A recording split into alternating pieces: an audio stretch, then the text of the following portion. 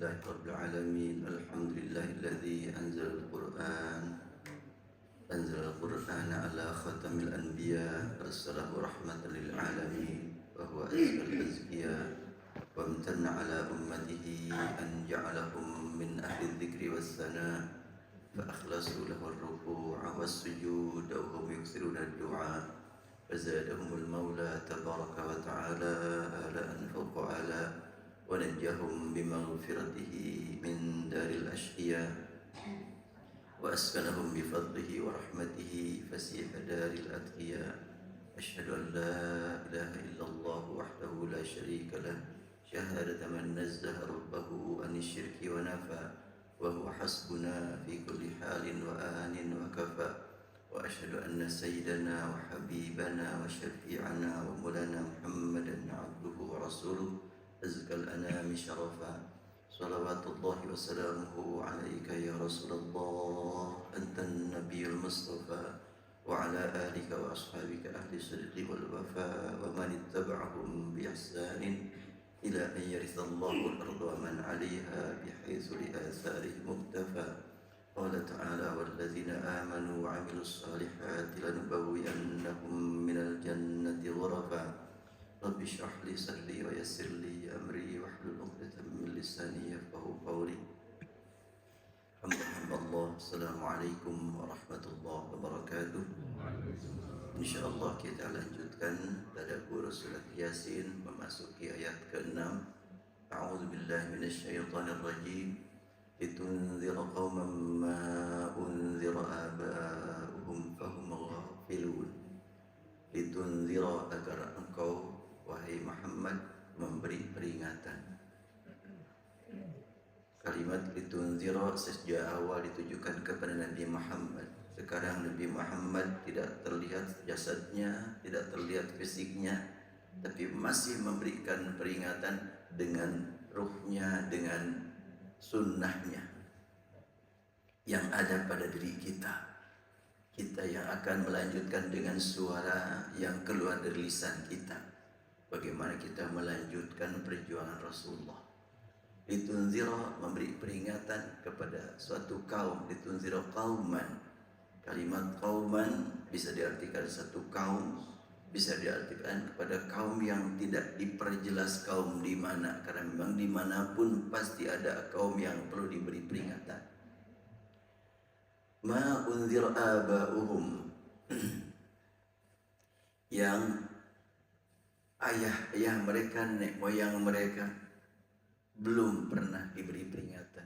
Ma unzira qauman litunzira qauman ma unzira aba'uhum fahum ghafilun. Dan mereka tetap dalam keadaan ghafilun, ghaflah. Bahasa Sunda nama gapleh.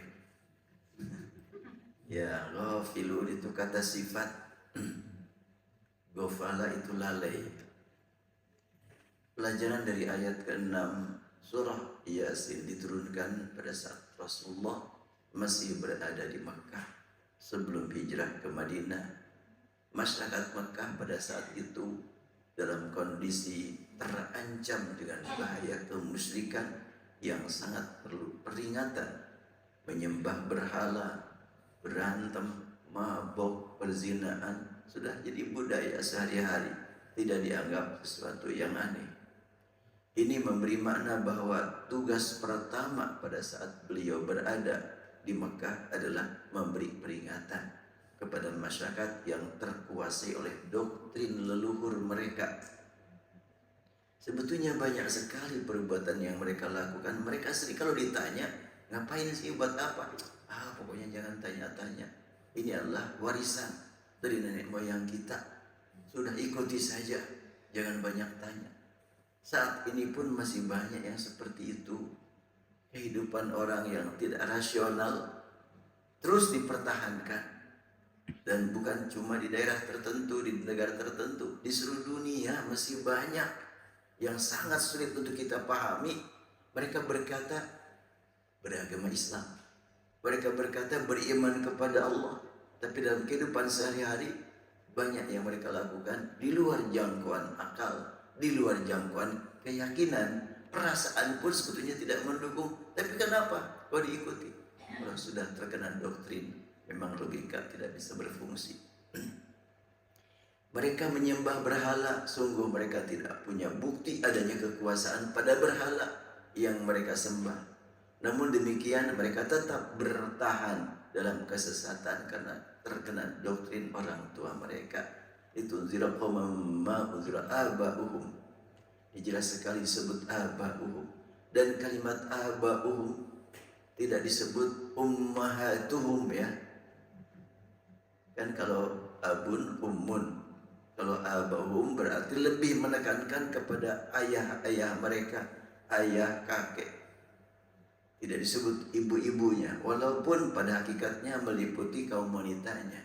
Tapi sebutan abahum menunjukkan bahwa abah yang senantiasa mengajarkan logika, tapi urusan-urusan yang berkaitan dengan doktrin, logika tidak lagi difungsikan.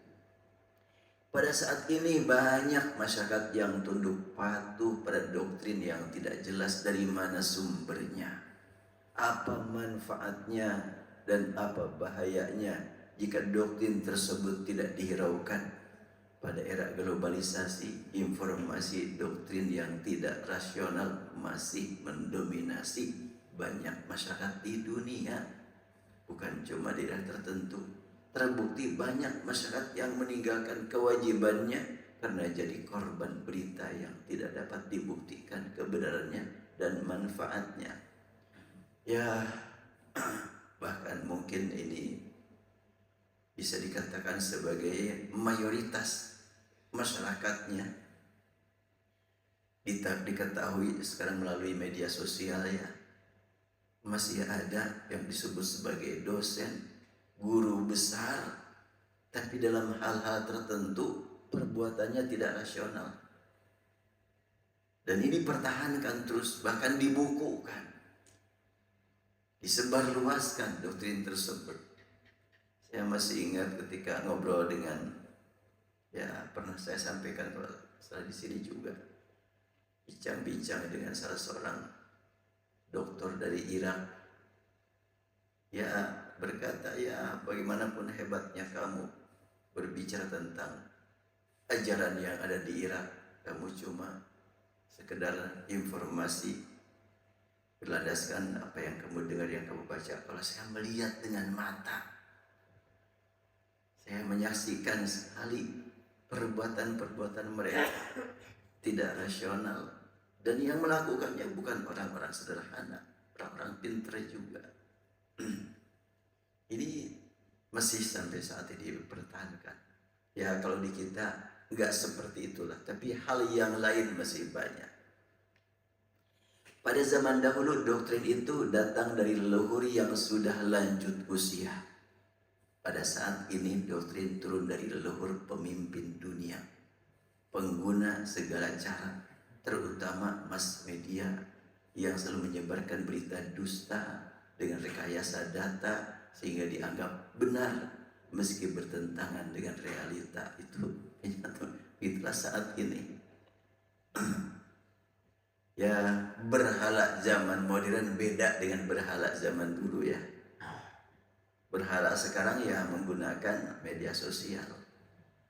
Berhala modern tampil sebagai seorang ulama suci. Aduh, ini yang bebas berbicara tentang agama.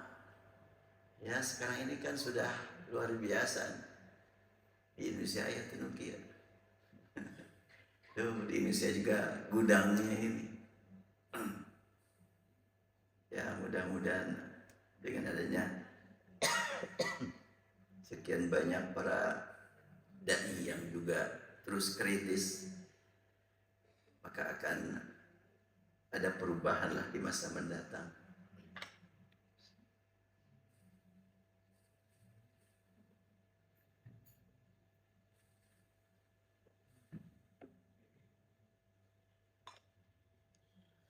Ya, interaksi dengan ayat. Jadi setiap ayat kita berjuang tidak sekedar membaca atau membaca terjemah, membaca makna, tapi setiap ayat adalah merupakan bimbingan ilahi yang ditujukan kepada seorang demi seorang dari kita.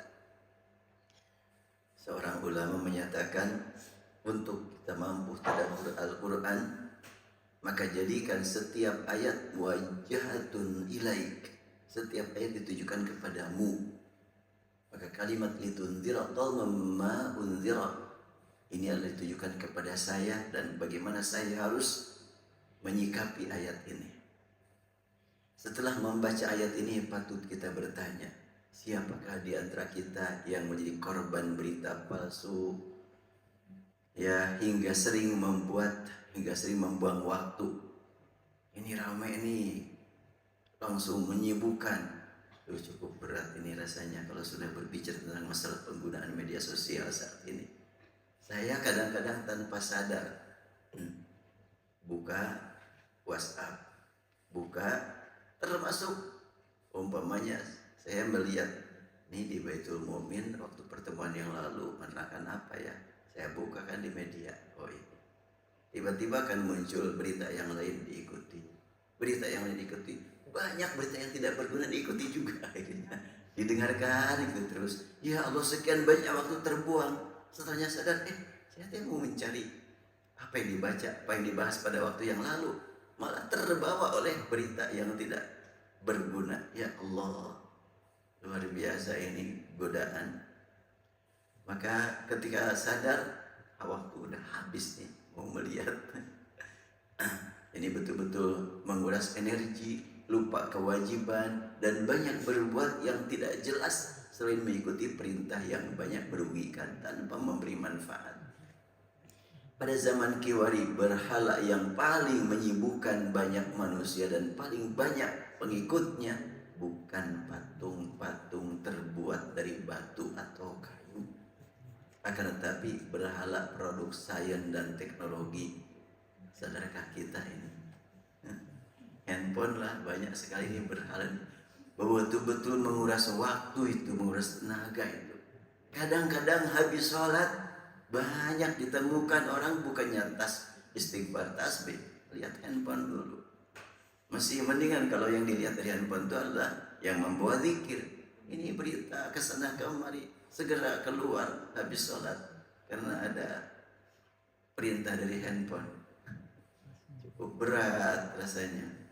Makanya Al-Quran pun menyebutkan nafasat fil 'uqad wa min syarrin nafasati fil 'uqad. Kita berlindung kepada pengatur alam, pengatur perubahan. Rabbil falak itu kan pengatur perubahan ya. Al-falak itu kan perubahan. Yang secara umum makna falak itu kan perubahan dari tunas menjadi bunga, itu falak itu. Atau dari malam menjadi siang, itu falak. Tapi tentu Allah menggunakan kalimat falak sangat umum. Maka sangat penting bagi kita untuk selalu memohon kepada Allah perlindungan dari berbagai hal yang di luar dugaan ini. Ya, korban akibat berhala ini tidak sedikit dari pemuka agama yang tenggelam dalam kesibukan yang tidak berarti. Saya sering mengingatkan ya para mahasiswa, ketika saya lihat nih mahasiswa yang cerdas, yang rajin, tapi kadang-kadang waktu habis dipakai main game. Coba ya Allah, habis waktu sudah. Ini adalah merupakan ya peringatan dari Allah Subhanahu wa Ta'ala buat kita. Ketika ditanya kenapa ini kok waktu dipakai main game, ini ada manfaatnya. Iyalah, cari alasan mangga. Dulu para ulama tanpa main game maju-maju aja ilmunya. Mereka berani mengorbankan ayat suci untuk mencari kehidupan duniawi yang tidak lama akan ditinggal mati. Mengapa itu terjadi? Jawabannya adalah karena ghafilun, mereka lalai. Ya Allah, kami mohon Engkau berikan pada kami keimanan yang meluruskan keyakinan dan pemahaman yang memperbaiki semua perbuatan dan keikhlasan niat dalam semua amalan. Kini ayat hadir bukan hanya untuk menyeru manusia menuju keimanan, akan tapi juga untuk membersihkan hati umat beriman yang terkena penyakit ghaflah. Rasulullah diutus untuk mengingatkan orang-orang yang menyembah berhala secara fisik terlihat banyak sekali yang lalai, tidak menggunakan waktu, tidak menggunakan akal. Ya, kalau sekarang bagaimana? Umat beriman tentu kita termasuk yang memang diingatkan dengan ayat ini. Tentu bagi orang yang aktif di masjid, di majlis taklim, perlu keseimbangan antara peringatan dengan kabar gembira. Perlu dua-duanya. Namun waktu-waktu tertentu saya sendiri perlu diingatkan. Ya, seperti saat ini. Mungkin terdengar oleh Bapak dan Ibu, saya kurang seperti biasa lah, agak batuk-batuk dikit. Ini peringatan juga dari Allah nih. Karena sekian lama sehat, kurang bersyukur, maka dikurangi sedikit kesehatannya. Bahkan kemarin Selasanya, hari Senin saya sejak dini hari batuk, pilek. Tapi saya bersyukur kepada Allah, ya Allah, Engkau timpakan kepadaku penyakit. Alhamdulillah hari ini tidak ada jadwal keluar gitu. Itu hari Senin. Karena hari Senin saya tidak punya jadwal keluar. Tapi ada jadwal isi pengajian buat para ustaz sore harinya. Ya, subuh istirahat sampai zuhur masih istirahat. Masih kurang enak badan, masih sakit kepala. Tapi pas habis sholat zuhur sehat, alhamdulillah. Karena asar harus kasih pengajian, dikasih sehat zuhurnya. Sehingga asar sudah sehat terus sampai malam. Ya alhamdulillah. Jadi sewaktu-waktu memang kekurangan atau dicabut kesehatan sedikit itu sangat bernama litunzira, ya, untuk mengingatkan, karena kita sering lalai. Ghafilun di situ sangat umum. Bisa ghaflah dalam akidah, bisa ghaflah dalam pemikiran, bisa ghaflah dalam perasaan. Mereka terlihat sibuk dengan berbagai aktivitas, namun kesibukan mereka bukan berdasarkan perintah iman dalam hati, melainkan hanya untuk mentaati perintah nafsunya atau karena mengikuti perintah budaya yang terorganisir dengan rapi dan terprogram. Maka karena itu sangat penting ditingkatkan peringatan sertanya litunzira qauman. Mari kita baca ayat berikutnya. Ancaman Allah atas orang-orang lalai. Laqad haqqal qawlu ala aktsarihim fahum la yu'minun. Sungguh benar-benar berlalu perkataan atau ketetapan takdir terhadap kebanyakan mereka, maka mereka tidak akan beriman. Pelajaran dari ayat 7. Laqad haqqal qawlu. Laqad dua kata. La itu memiliki makna sungguh. Qad benar-benar. Haqqa juga adalah menunjukkan penguatan lagi. Haqqal qawlu. Laqad haqqal qawlu. Sungguh benar-benar berlaku perkataan. Apa yang telah Allah tetapkan pasti terjadi. Masyarakat dunia sering menyaksikan peristiwa terjadi di luar perhitungan dan perkiraan. Dan ini tentunya ketika dikurangi sedikit kesehatan, hendaklah kita sadarkan diri kita betapa banyak peristiwa yang kita saksikan yang mengingatkan hakikat kehidupan, hakikat batas usia kita. Pernah saya tengok seorang hamba Allah yang ibadat haji bersama saya tahun 97 kalau nggak salah. Beliau sudah usia lanjut memang, kemudian diberitakan sakit, dirawat di rumah sakit. Yang merawat dia adalah adiknya sendiri, dokter spesialis jantung. 2 minggu dirawat, pulang, kemudian istirahat di rumah. Maka beberapa hari kemudian dia melihat istrinya, melihat anaknya pada berlinang air mata. Dia nanya kepada keluarganya, kenapa kalian nangis? Ada yang membahayakan ayah? Ada yang mengkhawatirkan? Enggak ayah, enggak apa-apa. Kalian jangan berbohong. Ayah sudah punya nikmat iman. Jangan ragu sampaikan. Apapun Allah yang mengatur, Allah yang menentukan. Jangan nutup-nutup. Sampaikan. Enggak ayah, enggak apa-apa. Kalian berkata begitu semakin membuat ayah gelisah. Sampaikan apa adanya. Akhirnya istrinya berkata, ayah, adik ayah yang merawat kemarin sudah menghadap kepada Allah. La haula wala quwata illa billah. Adiknya yang merawat dirinya, dokter spesialis jantung, mendahului dia. Ini kan di luar jangkauan akal ya. Makanya kita ketika memang ya sudah sering diingatkan oleh Allah berupa sekian banyak peristiwa, sangat penting ingat selalu kepada kematian. Rasul mengingatkan tingkat sahabat, keimanannya tidak diragukan. Beliau bersabda, "Aktsiru min dzikri hadhimil ladzat." Perbanyaklah oleh kamu ingat mati. Ini tingkat sahabat, disuruh untuk sering-sering ingat mati. Ya kalau ingat mati terus jadi gak semangat dong bekerja. Justru sebaliknya, ingat mati harus semakin semangat bekerja. Kapan lagi kita bekerja kalau gak sekarang? Besok lusa mungkin sudah tidak lagi waktu untuk bekerja. Ya tapi kan bekerja untuk mencari kehidupan. Kehidupan yang pasti justru sudah mati. Kalau sebelum mati nggak pasti, nikmatnya nggak pasti, bahagianya nggak pasti, justru sudah mati. Ala aksarihim, terhadap kebanyakan mereka, pada saat terjadi satu bencana menimpa kebanyakan orang berdosa, termasuk yang menimpa orang tidak berdosa, maka sebagai saksi mata, terutama mereka yang terkena, jadi yang tidak berdosa saksi mata, semestinya mereka berubah sikap dengan segera bertaubat. Namun apa yang terjadi? Ya apa yang kita dengar dari likuifaksi di Palu ya, atau ya berbagai peristiwa lah, itu semuanya mengingatkan kita.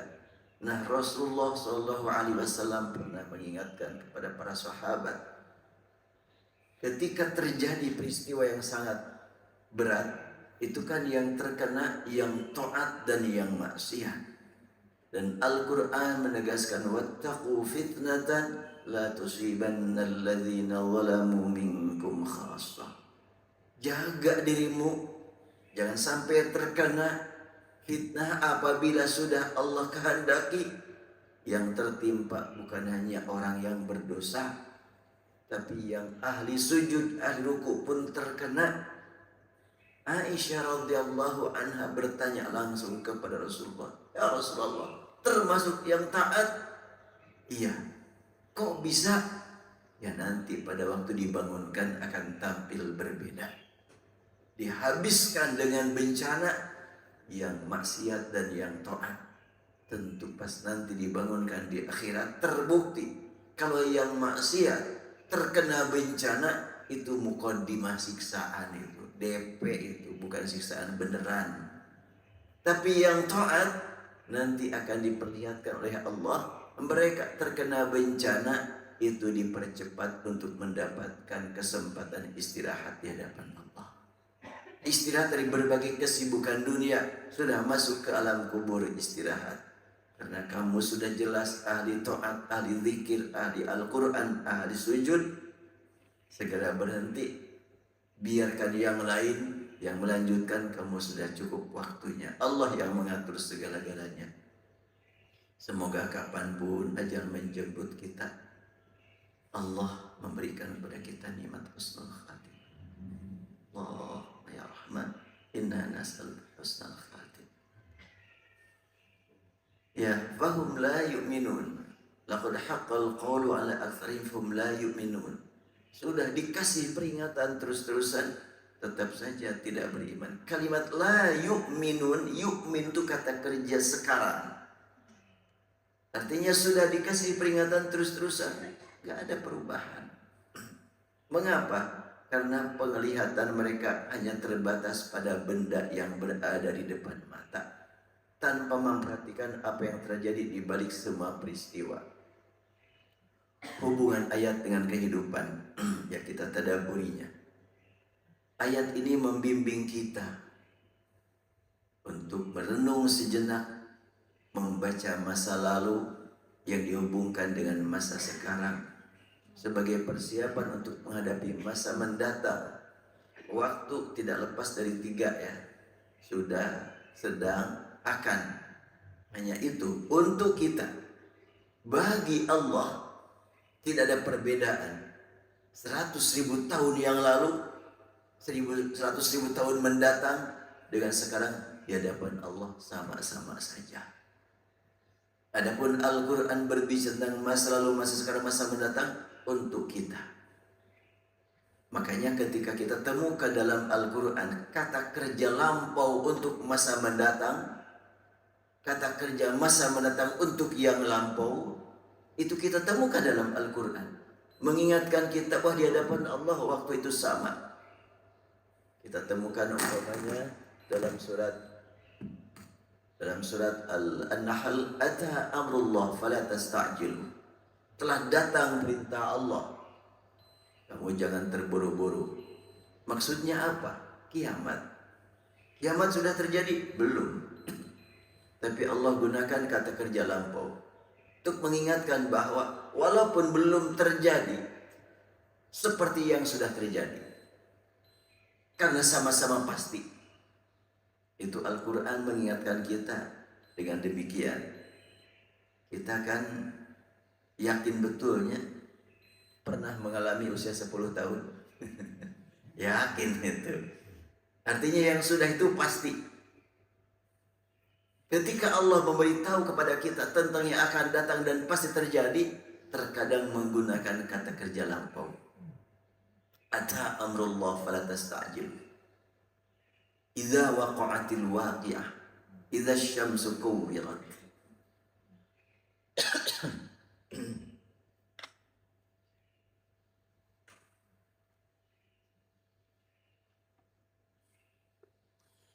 Terkadang kita temukan dalam Al-Quran kata kerja yang akan datang untuk yang sudah lalu. Seperti apa? Sayaqulu sufaha'u minan nasi ma wallahum an qiblatihim allati kanu 'alaiha.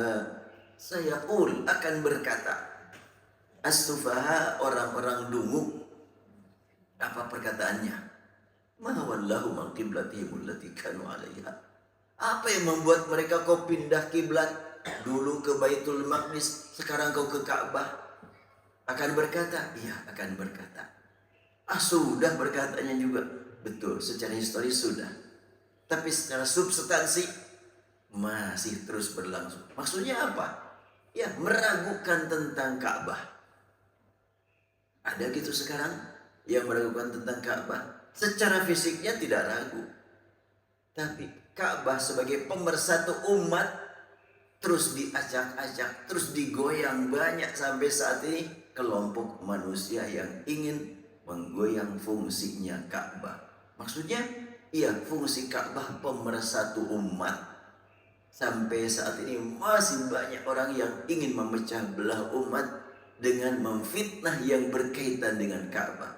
Enggak Ka'bahnya, orang yang di sekitar Ka'bah. Maksudnya ulama yang senantiasa hadir sholat di Masjidil Haram, di Masjid Nabawi, menjadi imam, menjadi mufti, terus diragukan tentang hakikat keulamaan mereka. Antara lain dengan dilontarkan tuduhan-tuduhan Wahabi. Sampai saat ini masih ada terus kan.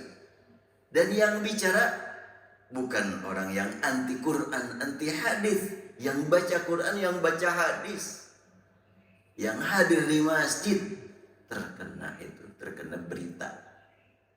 Saya kadang-kadang suka lihat di TikTok, ini muncul lagi ungkapan-ungkapan keluar dari lisan mereka tanpa bukti, tapi beritanya tidak tahu dari mana terus diangkat. Ya, itu adalah salah satu contoh dalam rangka menyebarkan keraguan tentang Quran, tentang sunnah. Terkadang disampaikan oleh orang yang membaca Quran, yang membaca hadis. Surat An-Nur menyebutkan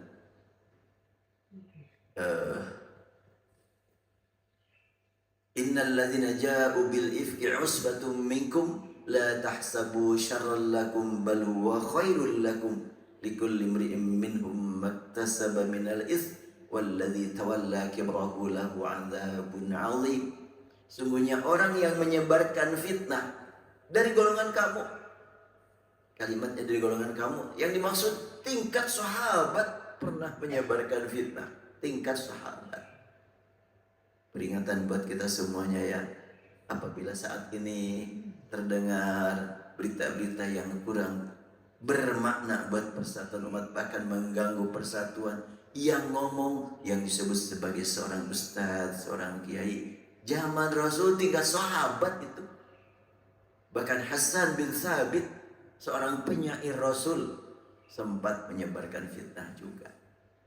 Tapi tentu mereka bertobat, langsung menangis menghadap kepada Rasulullah, mohon ampun kepada Allah dan memohonkan kepada Rasulullah untuk diampuninya. Ya, kita lanjutkan. Kini kita patut mengajukan pertanyaan, di manakah kekuatan teknologi yang dipertuhan pencinta ilmu pengetahuan pada saat gempa bumi terjadi? Mengapa mereka tidak protes pada saat menyaksikan banyak bangunan porak-poranda? Apakah kebanggaan para pengusaha sebagai pemilik harta masih bermakna pada saat tsunami membuat harta kekayaan hanyut tak tersisa? Di manakah kekuatan para penguasa politik yang menggunakan berbagai cara untuk meraih kehormatan sesaat ketika likuifaksi terjadi, membuat mata terbelalak menyaksikan rumah mewah dan hotel megah menjadi kuburan massal?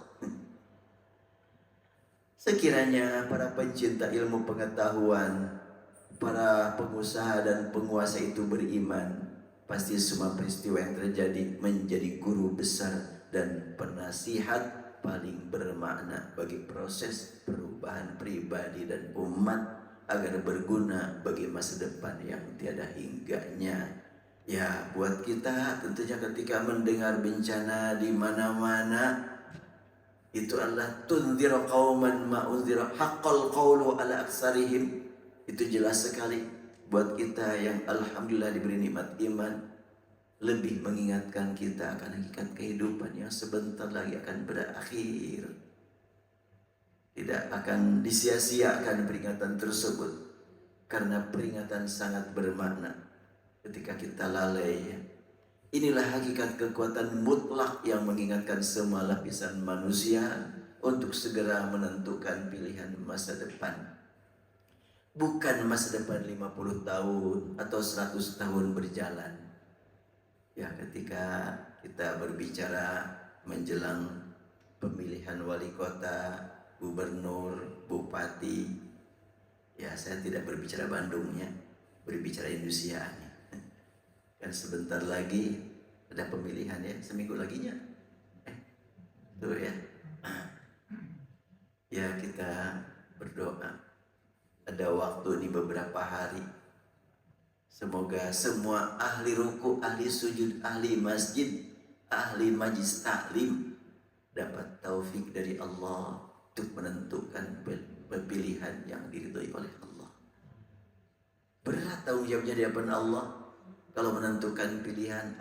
Pokoknya mah yang gede duit nawelah untuk dipilih mah. Ya, di kampung-kampung, di masyarakat kampungan, walaupun tinggal di kota, banyak yang begitu tuh. Mang mau milih siapa? Ya tunggu siapa yang banyak duit nawelah. Tegas jadi mang mau ingat ke orang. Sederhana sebetulnya kan, pada berpikir memang realitanya begitu. Maka mereka pilih siapa yang ngasih uang.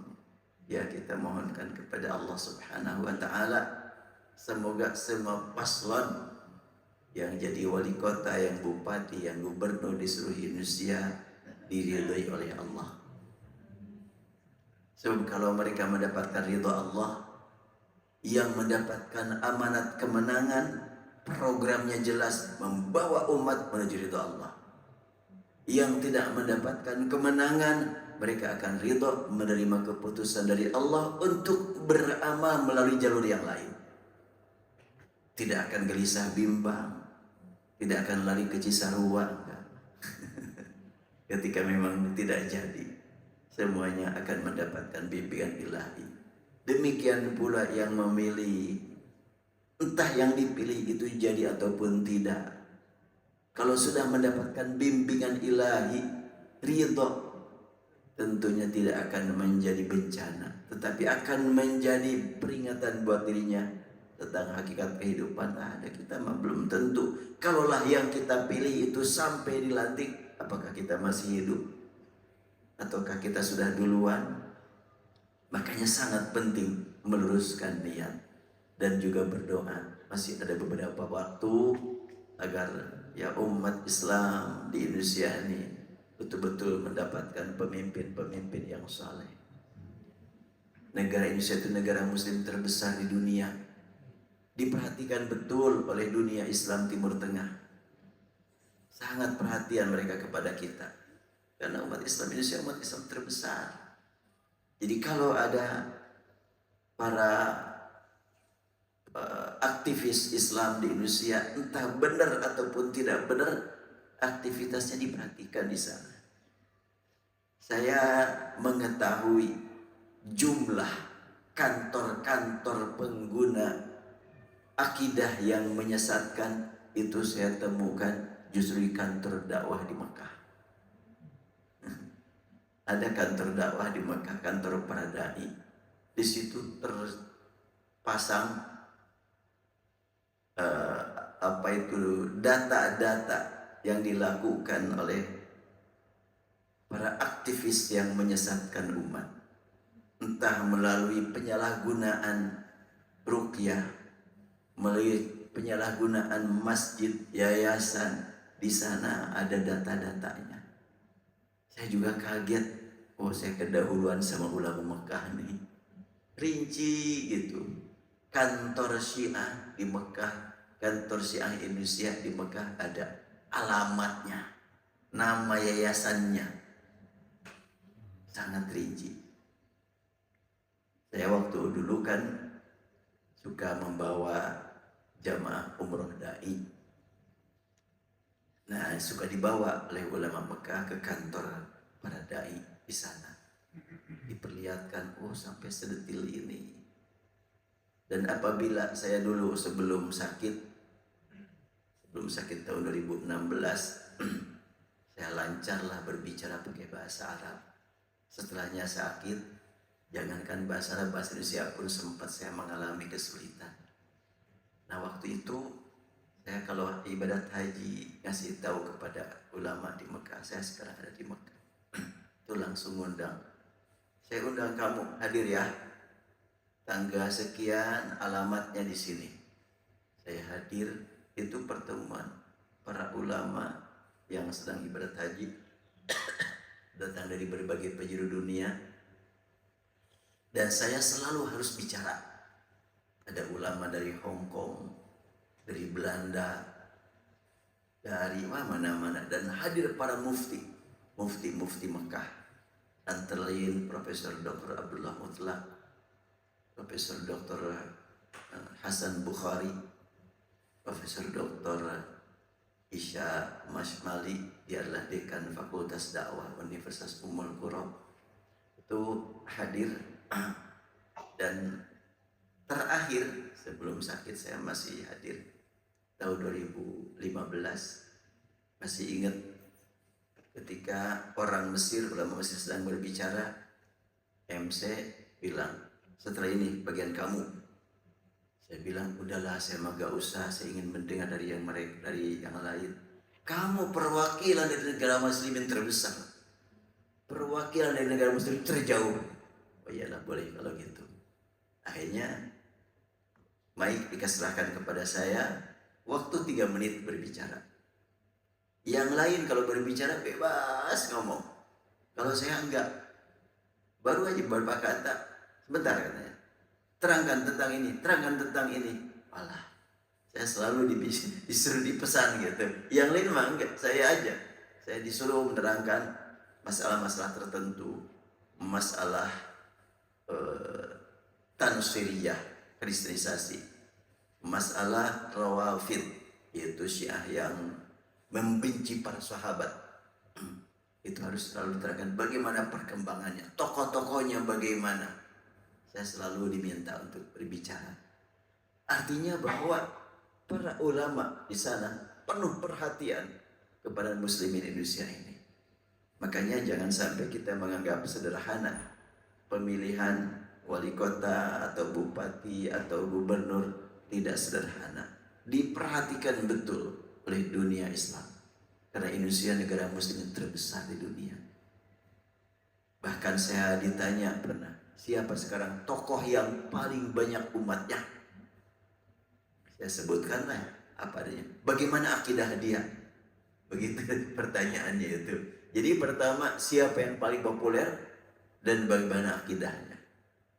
Ya saya langsung sesuai dengan apa adanya. Alhamdulillah dia Ahlus Sunnah wal Jamaah. Alhamdulillah katanya.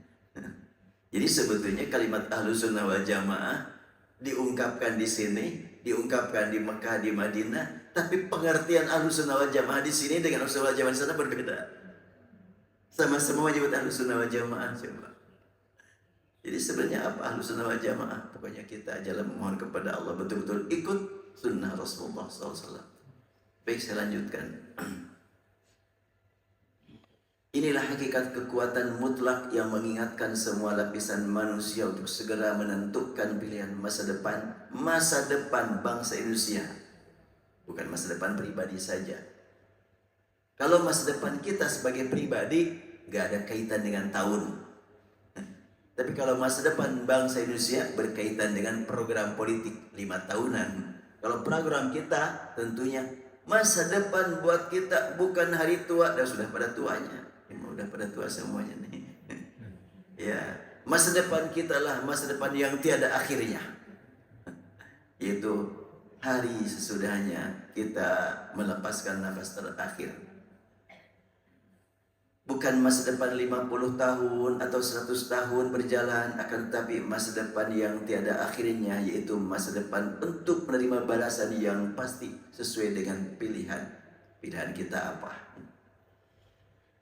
Ayat ini menyadarkan setiap insan beriman bahwa peristiwa yang terjadi menimpa pribadi, kelompok, atau alam sekitar adalah ketetapan ilahi yang mesti dijadikan jalan menuju tujuan. Semua peristiwa yang sering disebut sebagai bencana alam adalah ketetapan yang telah dipastikan. Semua terjadi sesuai jadwal dan tempat yang direncanakan penguasa yang maha kuasa, yang kekuasaannya di atas semua kekuasaan. Ketetapan yang maha kuasa tidak akan berubah kecuali dengan kehendaknya, tanpa kita ketahui, namun wajib kita imani. Makanya kalau kita sekarang ya seperti ini kehidupan kita, mohon terus kepada Allah. Kalau memungkinkan, ya Allah berikan kepada kami tambahan usia dengan sehat, kan gitu ya. Ingin sehat, ingin produktif, dan berdoa itu ibadah. Apakah kalau kita mohon dipanjangkan umur, akan ditambah umur kita? Ditambah nggak ditambah kita mah nggak tahu. Itu aja yang paling penting. Yang penting buat kita adalah berdoa itu ibadah. Maka dengan demikian, yang paling pasti kita memohon kepada Allah tidak akan disia-siakan oleh Allah. Dan Rasul sudah menegaskan, tidak ada seorang pun yang berdoa kecuali Allah sediakan 3 hal. Entah 3-tiganya didapat, 2 dari 3 atau salah satu dari 3. Apa itu yang Allah sediakan? Sesuai dengan permohonan, Allah kabulkan. Atau Allah ganti dengan yang lebih baik. Atau Allah ganti dengan keselamatan. Mendengar kalimat itu, sahabat berkata, "Idzan nuksiru ya Rasulullah." Kalau begitu, kami akan terus berdoa. Kami perbanyak berdoa karena pasti ada manfaat. Rasulullah bersabda, Allahu Akbar. Yang sudah Allah berikan kepadamu jauh lebih banyak daripada yang kamu minta. Dan saat ini pun kamu perbanyak permohonan kepada Allah sungguh yang akan Allah berikan kepada kamu jauh lebih banyak daripada yang kamu minta. Jadi buat apa berdoa? Ibadah.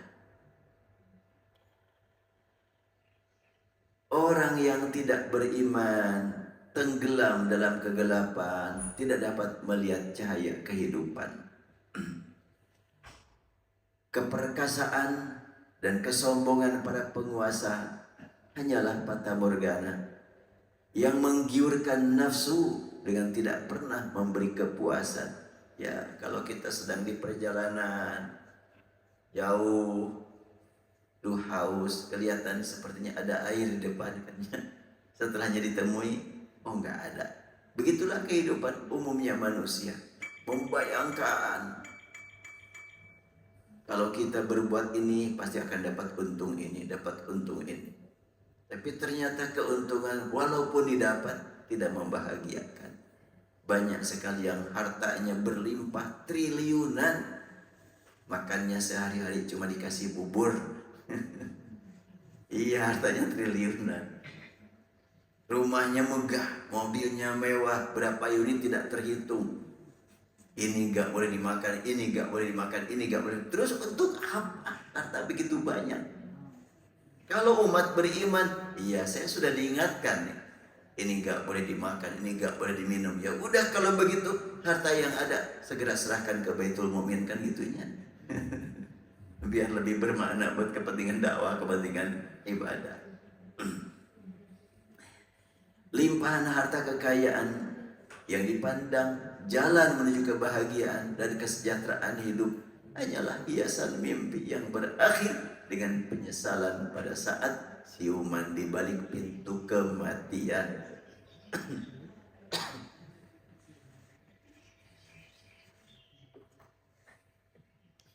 Ya Allah, bersihkanlah kalbu kami dari sifat angkuh dan sombong.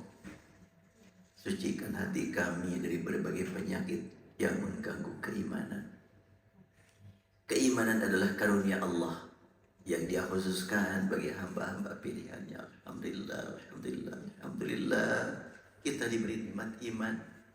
Duh, kalau sudah ingat, saya ketika membimbing tawaf, saya biasa tawaf terkadang dengan tadabbur surat Al-Fatihah.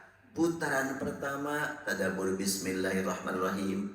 Putaran kedua tadabbur Alhamdulillahirrahmanirrahim. Putaran ketujuh Shiratal ladzina an'amta 'alaihim ghairil maghdubi. Sehingga para jamaah yang ikut bersama saya, oh ini sudah putaran ketujuh gitu.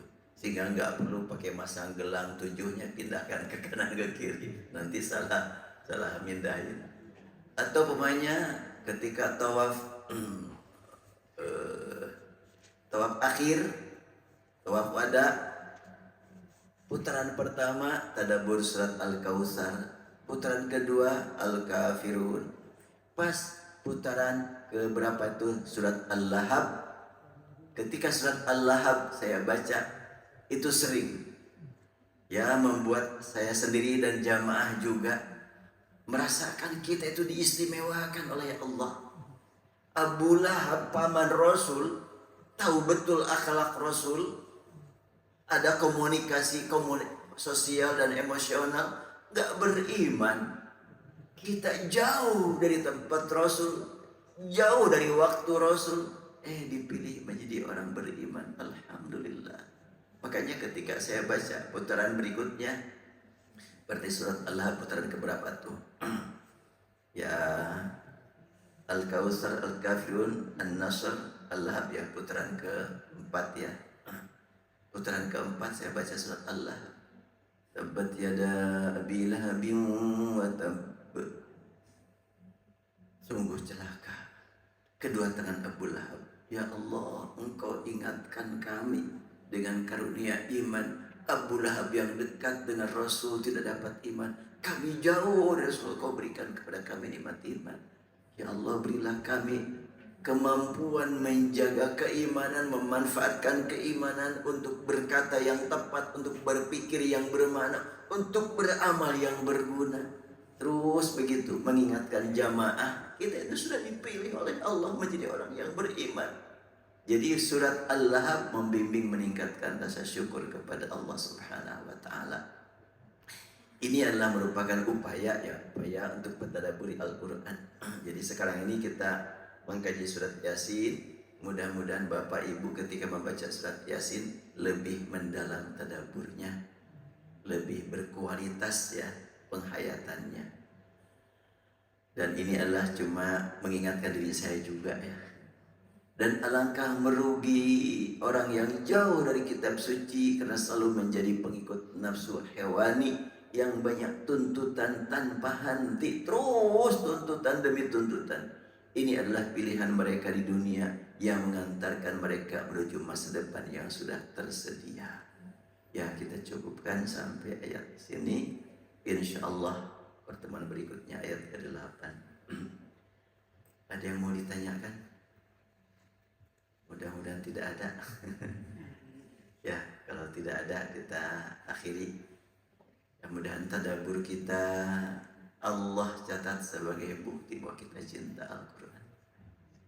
Bila sudah termasuk kita tercatat sebagai yang mencintai Al-Quran, Al-Quran mencintai kita, sehingga nanti pada hari kiamat Al-Quran akan mengunjungi kita untuk memberikan syafaatnya, seperti yang Rasulullah tegaskan, Iqra'ul Quran fa innahu ya'ti yawmal qiyamati syafi'an li ashabihi.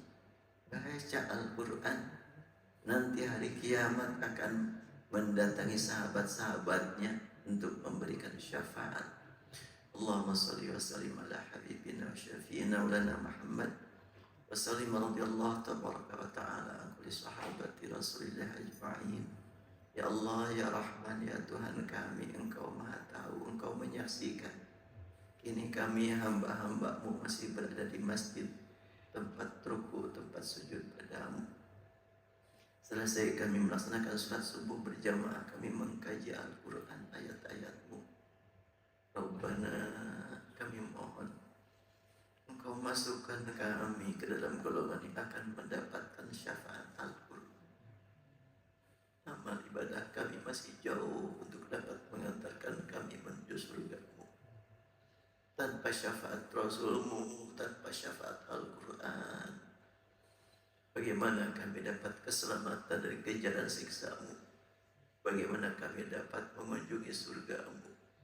Rabbana, ya Tuhan kami, walaupun kami belum mampu menjiwai Al-Quran sebagaimana yang diajarkan Rasul-Mu, belum mampu tadabbur Al-Quran sebagaimana yang dialami oleh para ahli Al-Quran di masa lalu, kami mohon ya Allah, Engkau masukkan kami ke dalam golongan yang akan mendapatkan syafaatnya. Rabbana atina fid dunya hasanah wa fil akhirati hasanah wa qina adzabannar. Walhamdulillahi rabbil alamin. Assalamualaikum warahmatullahi wabarakatuh.